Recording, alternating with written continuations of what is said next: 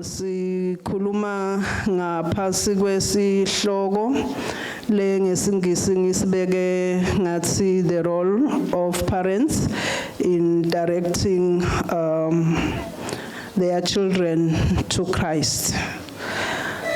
Ngingasho kwekuthi sibuka kwekuthi umntali angadlala kanjani lichasa lakhe asaholela bantfwana abaholela kuNkulunkulu noma chasalini langadlala umntali ekuholeni bantfwana abaholele kuNkulunkulu.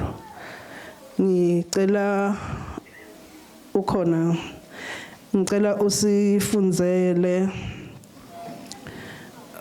nolwazi Proverbs 22 verse 6 na Ephesians 6 verse 4 ngemavesi lesiwatayele bazalwane. Khulisa umfana ngendlela lekufanele aphile ngayo. Kuyakuthi noma asakhulile angesuki kuyo. Ephesians 6 4. Boyise ningabaphathi kabi bamfabenu.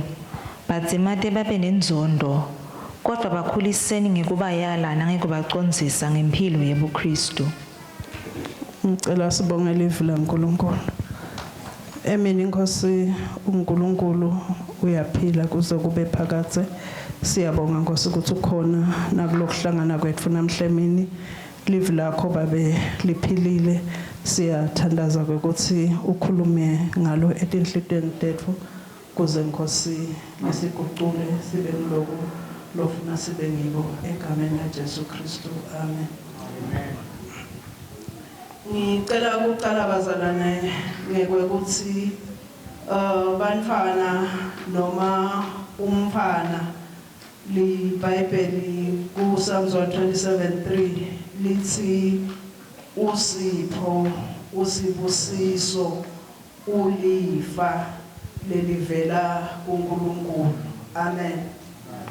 Ngiyacela sikunake lokho kwekuthi uma uNkulunkulu akuphe umfana ukuphe info lenhle info leligugu ngoba sipho nawuphiwe awusihlaphadisi nelifa liyagadwa ligadzisiswe phindze babe sibusiso. Amen. Futhi ke umfana nakasakhona uta nema responsibilities lathi ke noma kukhona tintfo lokhanza vele ukuthi ufanele sale udenda noma umendele loyo mfana ngoba sowumlethile emhlabeni.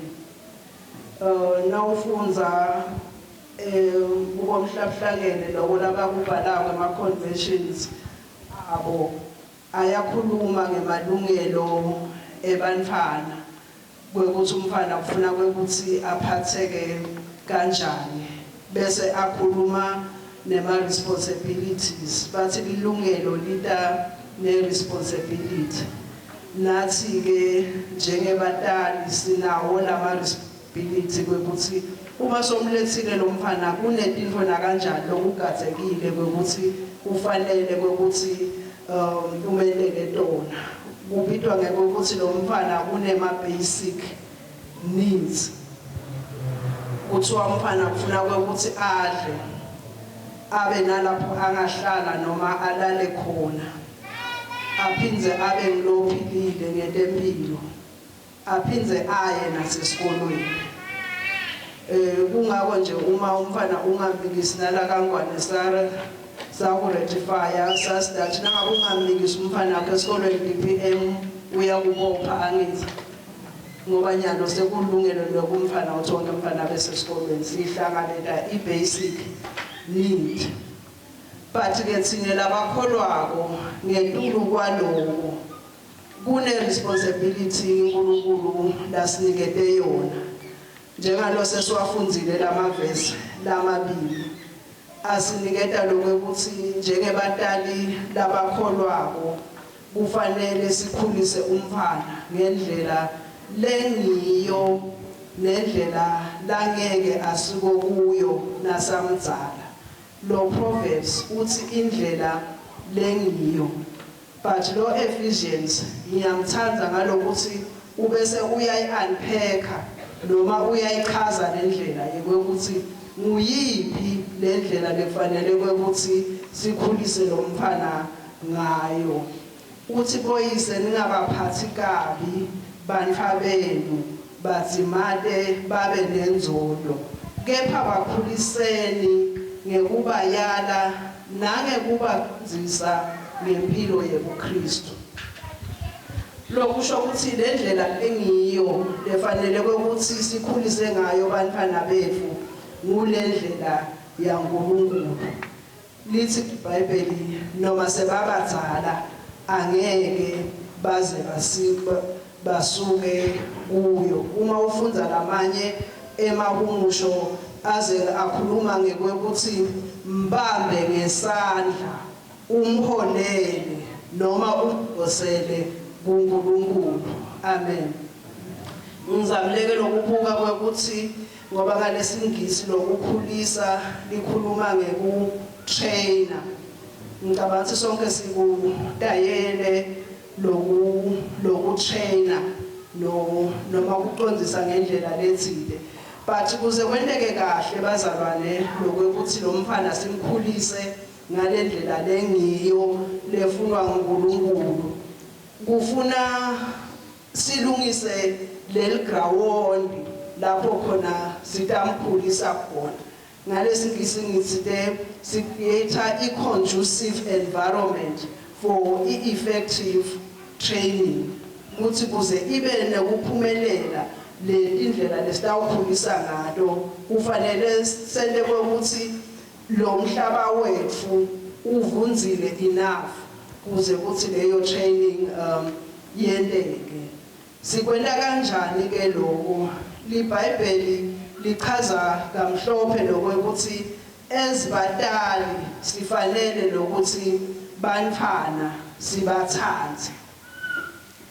And uma ubuka lokuthi sibathanza kanjani loluthando lunguluphi, liphindze iBhayibheli lilibeke lelizinga noma le standard lekufanele ukuthi sithandze ngalo labantfana bethu.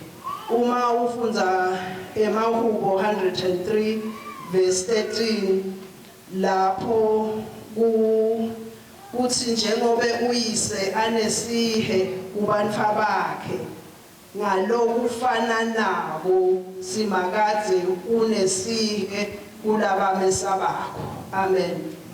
Kusho ukuthi lelizinga lekufanele ukuthi sithandze ngalo labantfana uNkulunkulu linganisa nelizinga lathandza ngalo bantfu bakhe noma abantfana bakhe noma ngawuthi bazalwane, ngoba kuthi njengaloku uyise anesihe kubantfana bakhe ngalokufana nabo uNkulunkulu unesihe kulabamesabakho.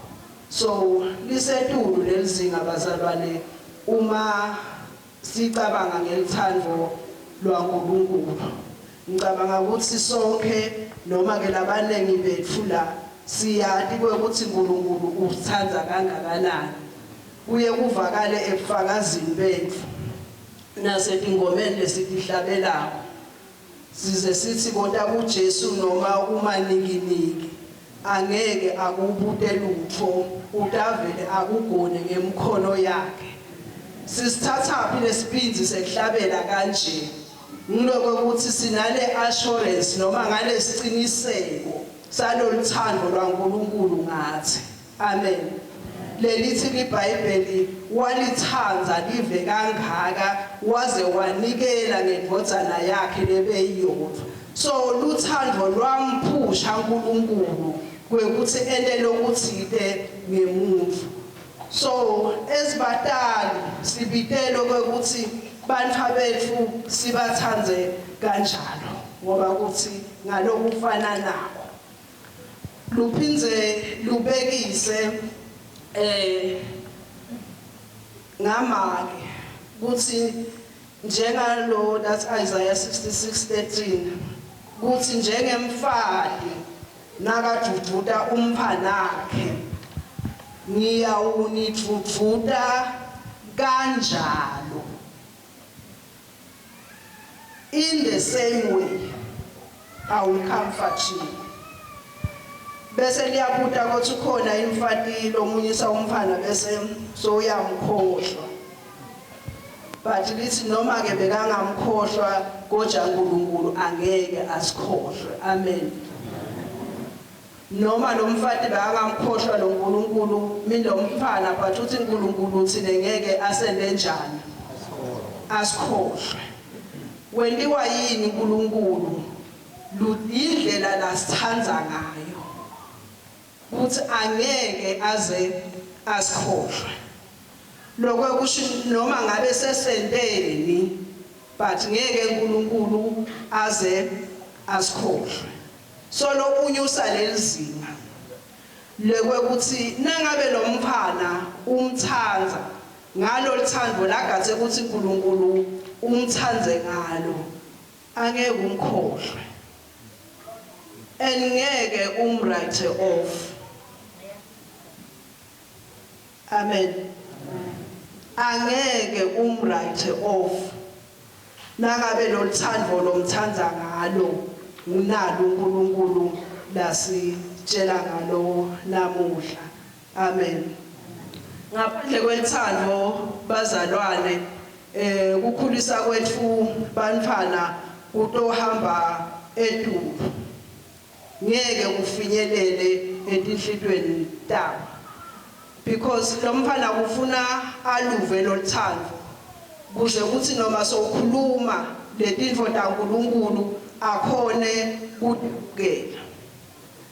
But nangabe lo mfana angaluva lo thando angeke akhone ukudemukela letinto taNkulunkulu. In fact lokuyakwendeka kwekuthi atenyane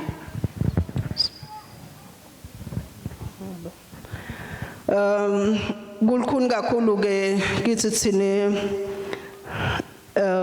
no kulikhuni kakhulu kubafundisa ayikithi thi ngoba lo mfana wathi ukuthi baba uyakholwa unalo uNkulunkulu wakhe noma make uyakholwa lo uNkulunkulu wakhe but nangabe kude lo thando lo mfana angeke azonde wena kuphela but utawuzonda naNkulunkulu wakho.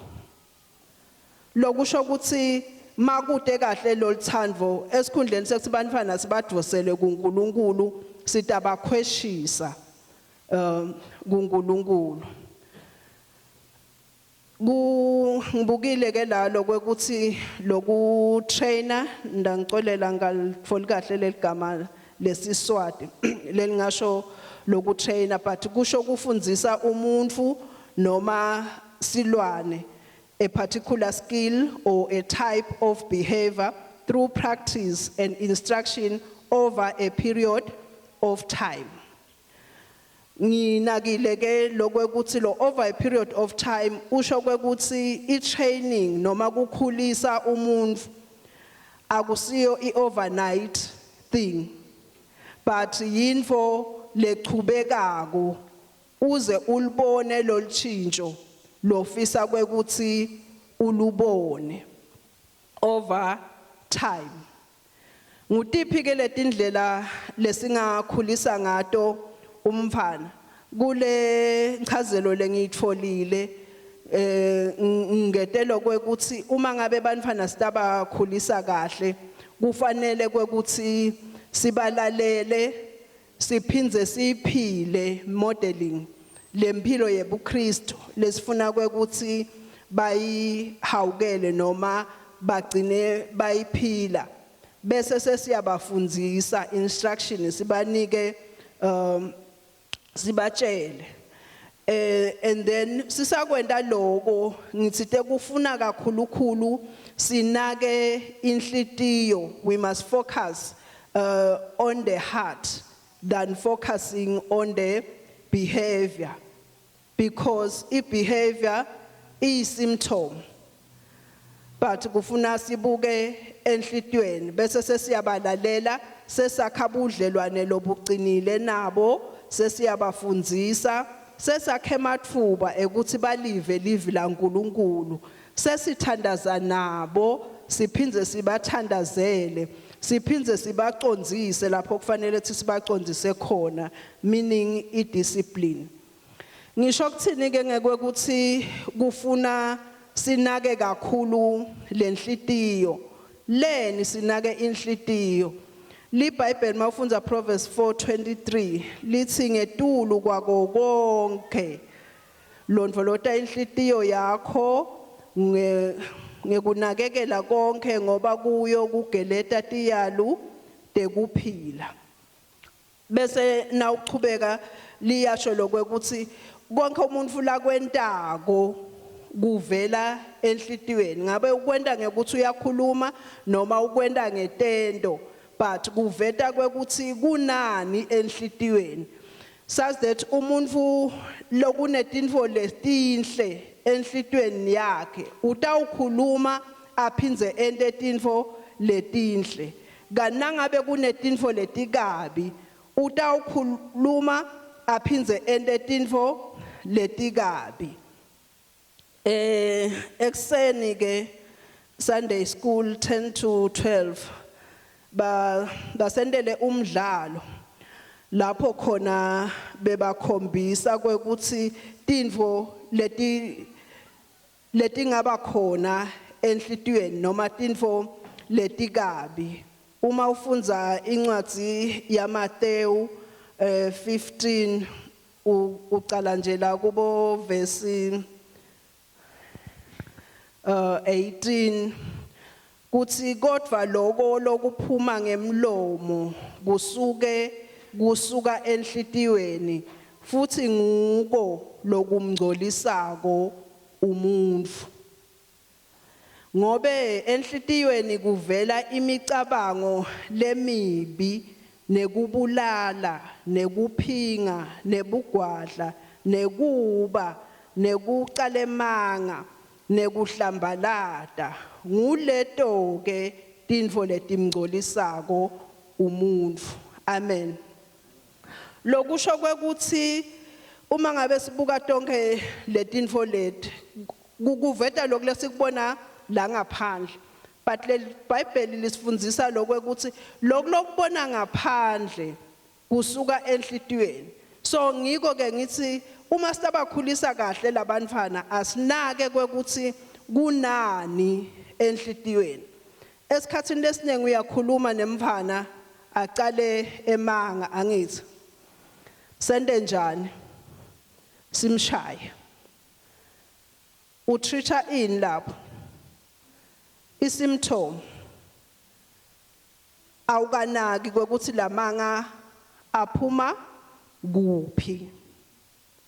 Bathi futhi lokunye kuba nekuba stealing sende njani sine sishaye kwekuthi webe shukela sigcine lapho singayi kuyofika lapho kuphuma khona lamanga nalokuba nalemcabango lemibi.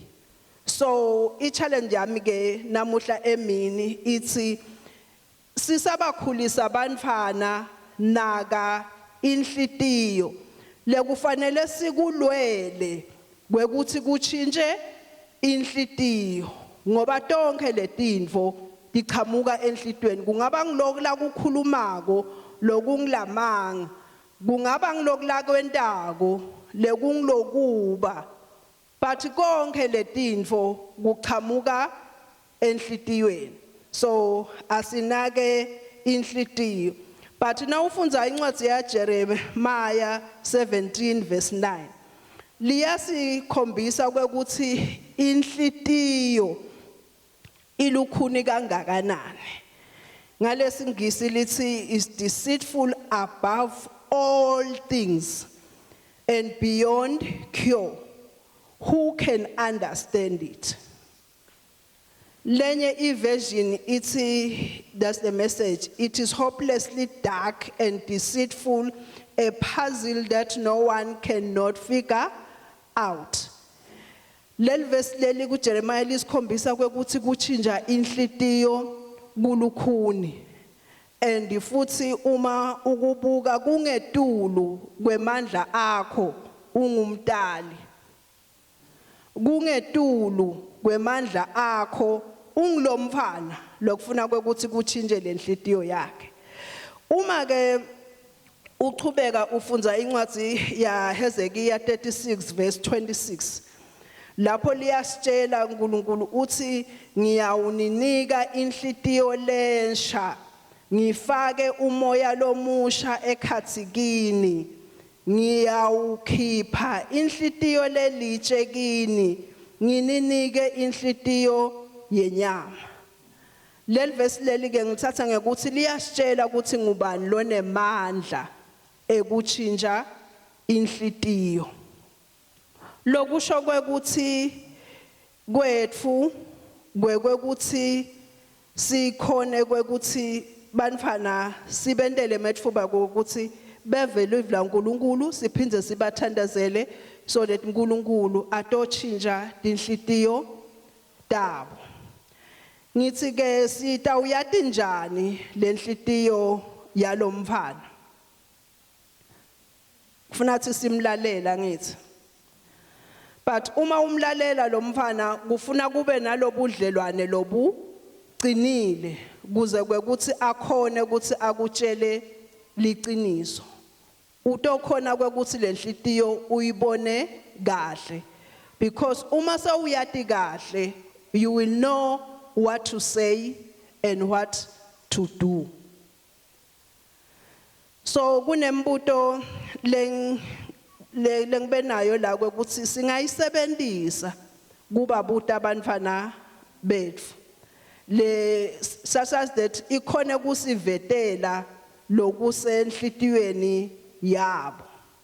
Ungabakhulumisa ngesimo lesendekile noma ngesimo lesetakwenteka, but ngicela kuyichaza ngesimo lesendekile.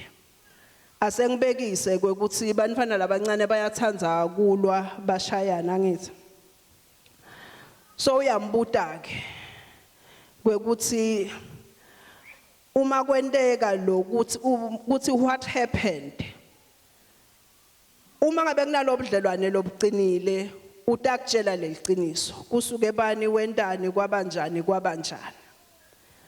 Uthi ke what were you thinking when it happened?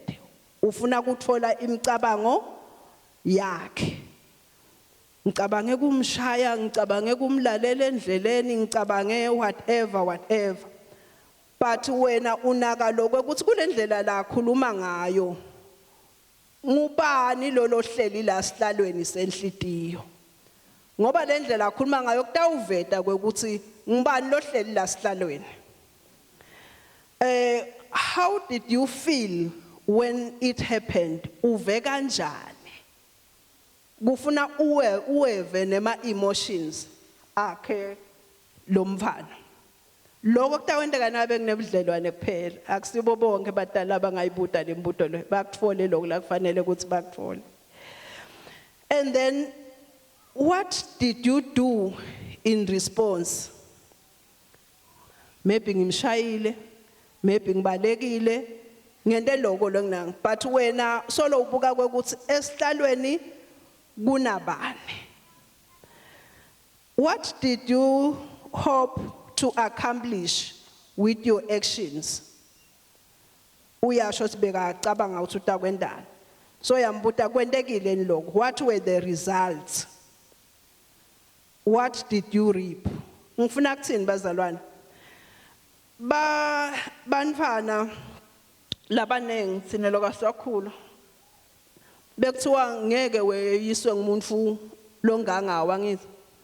na ubuya ukhala bakushayele lokuthi uthi ukhaliswa nguzibani banyana lokusho ukuthi bathi yenda kanjani ngabe nawe umshayile but ekseni ngifuna ukuthi asifundzise bantwana bethu kuhlanyela iforgiveness nekuhlanyela kuthula because thinking alesinato namuhla bantwana bethu benda ema decision langasiko rational and abasakwati ukucolela abasanenzaba nekuthula abanenzaba nje ukuthi asivani nabani na out naye angithi asibukani but laba khohlwako ngilothi when you go kuyokulwa lesikhali singaphathwa nguwe but maybe sigcine silimata wena that's why ngicina ngaloko ukuthi you will reap what you sow amen uma sesikwendile ke lokho sesitfolile inhlitiyo we pray with our children and we pray for them kucoka ukuthi sibafundzise bantwana kuthandaza ngidawubekisa ngokuthi incenye sithandazela lokulako kufanele bathi lokho ukuthi kuthandaza kwethu kufuna kube based evini laNkulunkulu ngoba uNkulunkulu latakwenda ngiloku lakushito la vini lakhe so ngiko kufanele ukuthi sithandaze lelivi nangabe sinenkinga yekugula asifunze livesi lelitawuthi uNkulunkulu uyaphilisa bese sithandaza athi uNkulunkulu akente livi lakhe amen and futhi kufanele lokuthi bathi lokuthi sinemmeli lo Jesu Kristu loconza kahle lesiku experienceako and uyasimema lokuthi sisonzele esihlalweni sebukhosi ngesibinzi sitothola umusa ngesikhathi lesifanele noma ngesikhathi lesiudzinga ngaso lokunye ke kufanele ukuthi bantfu bethu sibafundzise live laNkulunkulu njengalona ufunza incwadi ya Deuteronomy 6 kuya verse 7 ungachubeka uye ku9 lapho kuthi lemiyalo lenginika yona lamuhla kufanele ibe setinhlitweni tenu niyawinamathisela etingcondvweni tebantfwana benu nikhulume ngayo nanihledi emakhaya noma nihamba endleleni noma nilala noma nivuka lana sithola lokho ukuthi livi laNkulunkulu bantfwana kufanele ukuthi bangaligcini la esonfeni but impilo le emakhaya kufanele ukuthi ibe yekufaka lelivi laNkulunkulu lokusho ukuthi konke lesikwendako lithi noma ngabe sihledi emakhaya asikhulume lona lelivi laNkulunkulu noma siyahamba siyavakasha siyalinamathisela etingcondvweni tawo kanjani ke singakwenda kanjani lokho akusho ukuthi sonke isikhathi sitawuhamba siphethe emabhayibheli kuthi angathi nje umfana soyamvulela Genesis 1 verse bani uthini siyakubona lokho but kufanele lokho ukuthi kulendlela lesenda ngayo ngifuna kubekisa ngekweukuthi encenye siyadla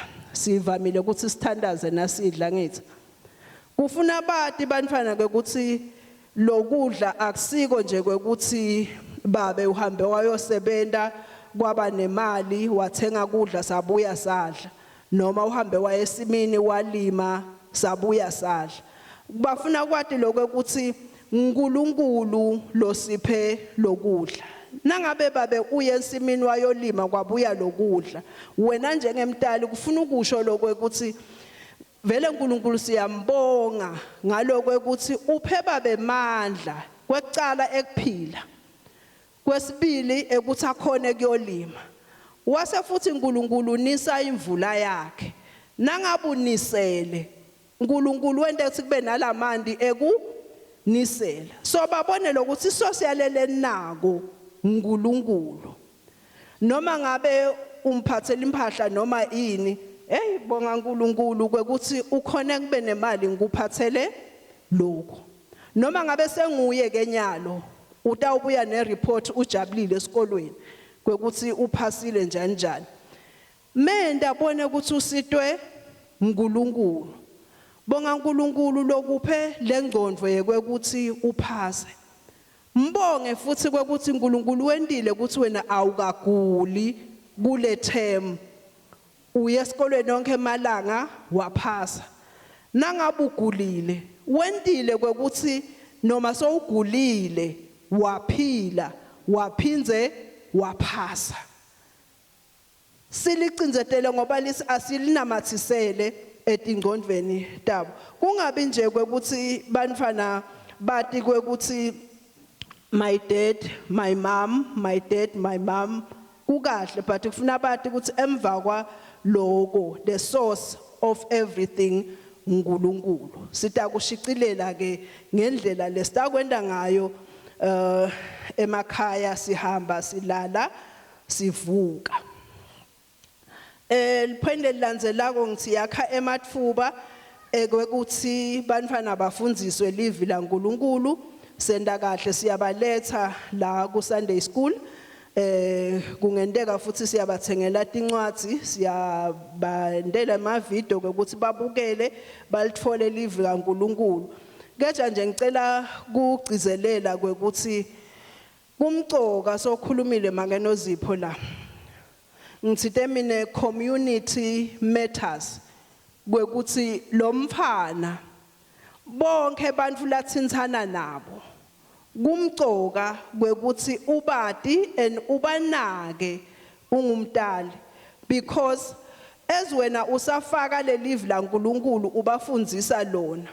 lo munye umuntu lotawuthinthana naye kubili la tawukwenda is either ugcizelela lokhu lobo ukusho noma uyakudalutha noma uyakukhipha so ifamily imcoka sinema extended families so ukhulumile manoZipho ukuthi bangavakasha lapha nalapha but yati kwekuthi lapho ummikisa khona bendani kuleti imfundiso lotifakile wena lenye indzawo lekufuna siyicaphele sikolwa naso siyadlala lichaza ekutheneni lo lokufundisako wena lesikole nyalo sekwaba nekwekuthi lama religions abe khona onke but aphinzeka aphuma kwathiwa iChristianity sengiyo lenang but batifunza letinang so kumcoka lokwekuthi ubuke ukuthi kuleso sikole lapho umisa khona bagcizelela ini ngoba utawubeva kangcono labo thishela kunawe but teacher is always right now uthi wena lana njani teacher didn't say so teacher kufuna simnake amen lokulandzelako ngithi asiba discipline bantfana betfu koje ba disciplineni sathi ukuthi sikwenda ngeluthando sengikuchazile ngeke ngisakuphinza but nje ngifuna kusho lokuthi kumdisciplina umfana noma kumcondzisa kusita lo mfana kuphinze kusite nawe ungumtali umfana kumsita kanjani ku Proverbs 22:15 kuthi utfola inhlakanipho and then 17 kuthi lo mtali kumupha he will give delight to your heart or he will give you peace of mind and will make your heart glad lokusho ukuthi nawe as a parent uya benefit ngicela kuya ngesegcineni bazalwane ngekwekuthi sibuke na story se prodigal son indvodzana yelahleko lena indzaba maybe lesiyetayele maybe labanye abakayetayeli ikuluka 15 verse 11 kuya ku 32 lapha lo baba bekanemadvodzana lamabili abitwa ngekuthi nje ngilenzala nalencane. And lo baba uyasebenza, nakasebenza uba netinfo kuba nelifa. Mabasachubeka baphila lona lomncane uyatibuka letinfo tababo wakhe ngabona sovanga uthi soyatijaka. Baba wakhe asaphila uya kuye uyocela athi nginike lokungekwami. Uyabehlukanisela nasabahlukanisele kuthiwa lo mncane wathatha konke wahamba nako waya eveni lelikhashane. Wahamba wakuhlaphathisa khona. And then nasakuhlaphathisile kwaphela kwase kuba nendlala kulelo live. Mase ifika lendlala wahamba wayofuna umsebenzi. Lela bekayo sebenza khona ngathi bebanganaki lokuthi lesisebenzi sidlani. Bebakunika nje la kufanele akwende ezilomsebenzi lokwekuthi kufuna kwekuthi aphele dinguluba. Kuthula kuboma ke emakhaya bekunganakwa la ukuthi lolo sita la khaya udlane bekufuna nje ukuthi kudle letilwane. Ngiyenza nje ngoba ngiye ngivela ukuthi kunebantu abebantu nje lekuthiwa onke malanga kunesinkwa, onke malanga kunesinkwa, inyama uyoyidla nini? Onke malanga nje walayelwa sinkwa mfana bantu. But ke lo bekanganikwa kuthiwa ke walamba waze wafisa kudla lokhu lebe kudliwa dingulube. Khona lapho ingqondo iyasanguluka, uyakhumbula ukuthi ekhaya babe uyasebenza noma wasebenza kunekudla lokunengi ngisho tisebenzi tidla kusale. Naku kule ngifuna sikunake kwekuthi uma lendvodzana le seyifuna kubuyela ekhaya kulo verse 18 ngicela usifundzele nolwazi.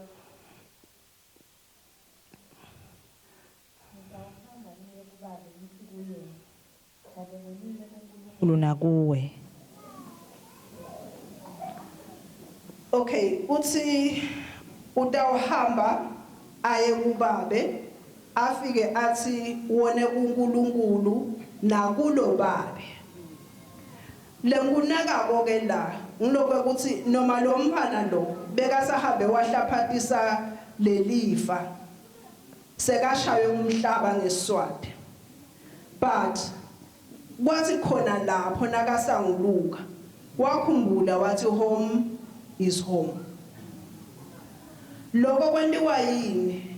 Ngicathi kwendiwa indlela lo babe bekakhombise kumthandza ngakhona.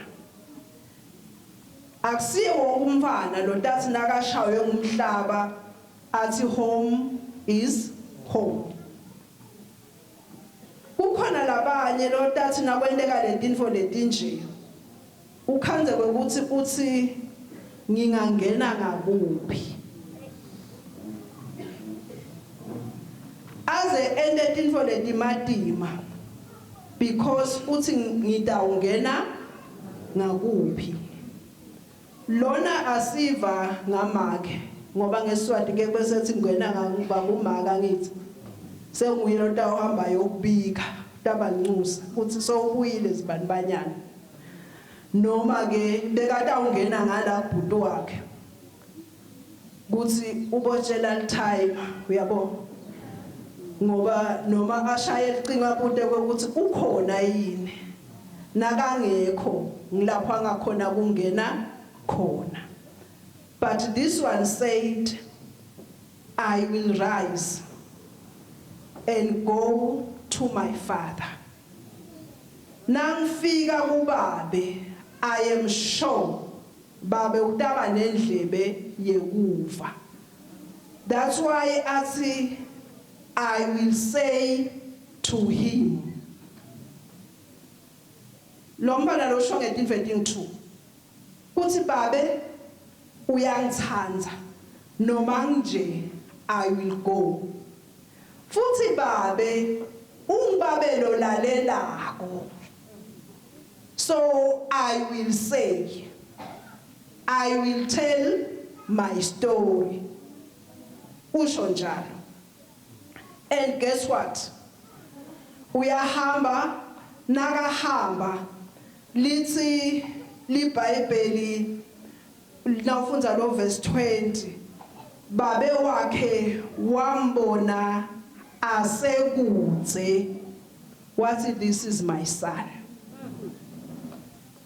Lo muntu lo yalochamuka lapha looks like my son. Bona ngendeka bakagezi nakabukeka maybe nalagcokile akusabukeki njengalebe kungagcoka umfanami, but lesihambo lesa, that is my son.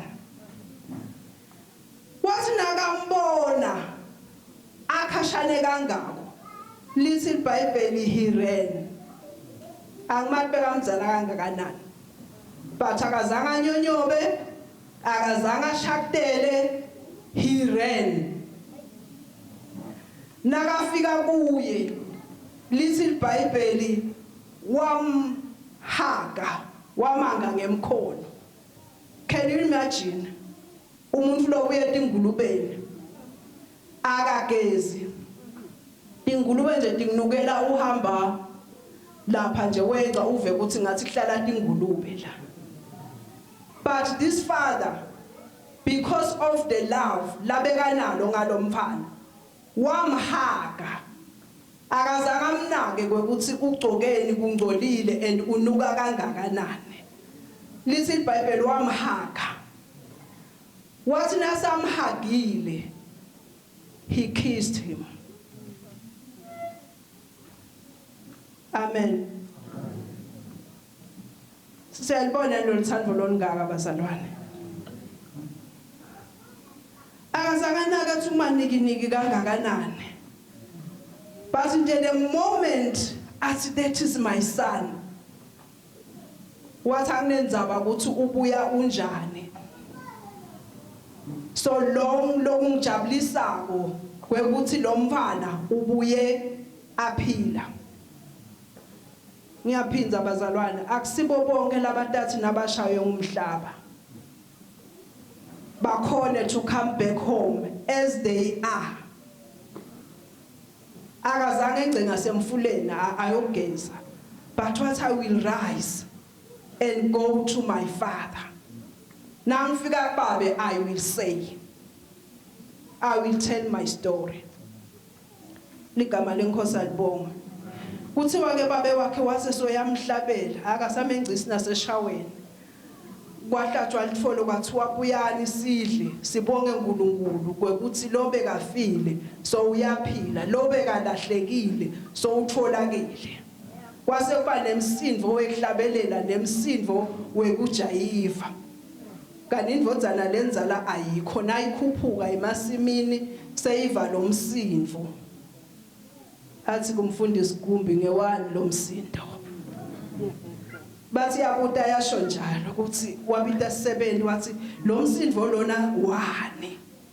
Kwathiwa nachaza athi le 7 umnakeni ubuyile ngako babe wakho bese soyamhlabela lifonele likhuluphele. Kuthiwa wathi fukuthela wafa wase sohlala lapho uthi angisangeni. I can't join the celebration.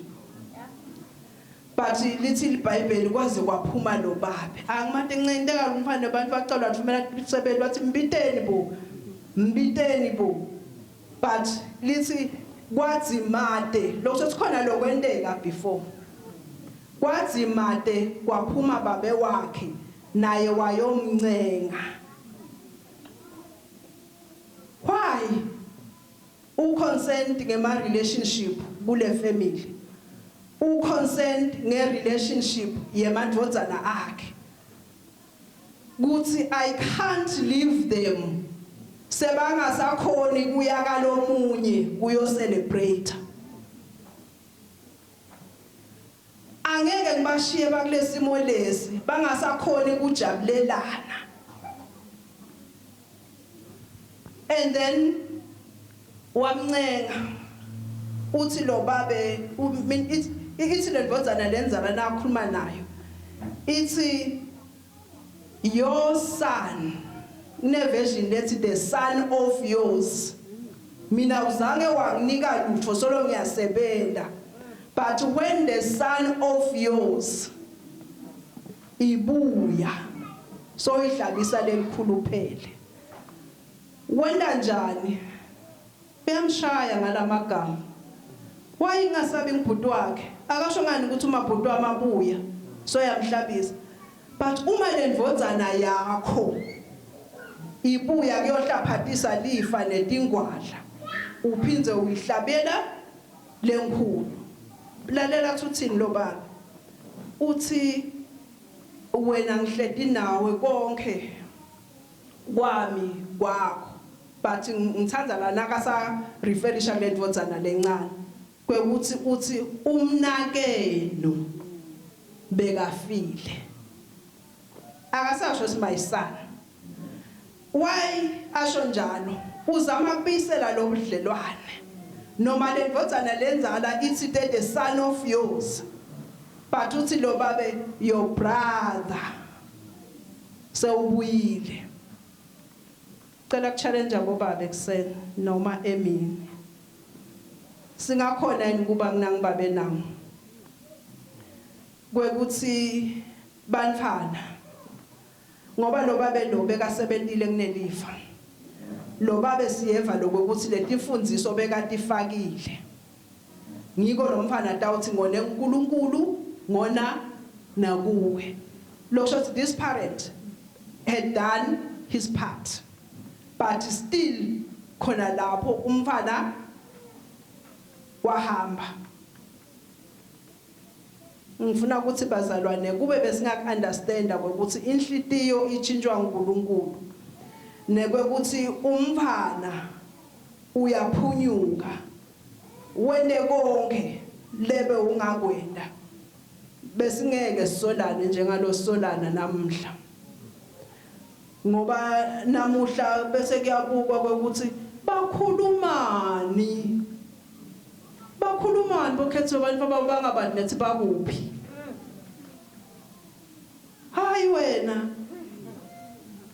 uzamile lokusemandleni akhe ulifakile lelivi uzamile ukulikhuluma ngesikhathi tonke but still the son wakhetha wayward behavior esikhundleni sekusola bazalwane maybe besingathi asihlanganyele nabo emthandazweni noma nama sengifake lengakufaka nangihlangana naye loyo mfana but umntali wakhe akazange amwrite off nawo lenguthandzako ngalo babe kwekuthi noma ahamba nalelifa wahlaphathisa bathakazange amwrite off. That's why wathi nakabuya wajabuliswa ukuthi umfana mubuya usaphila ngisene second chance ngisengafaka lokunye ngisengamfucela lapho ngimfucela khona kuNkulunkulu. Ngileyo challenge yami lenginayo namhla sima parents kwekuthi uNkulunkulu ugadzile kwekuthi labantwana la siphe bona sifike nabo kuye asendele singakwenda kwaNkulunkulu sikushiyele kuye ngimthandazo and support one another bazalwane. It takes a community to raise a child. Let's support one another. Ungabe ngumzalwane lokhuluma kabi ngemfana lomunye umzalwane wendeni wena ngoba lokuthi uthinthana nawe kusho sinawe khona lo ngakwenda. There's something you can do. Kama lengosi alibonge mfundisi ngicela kushiya kwa.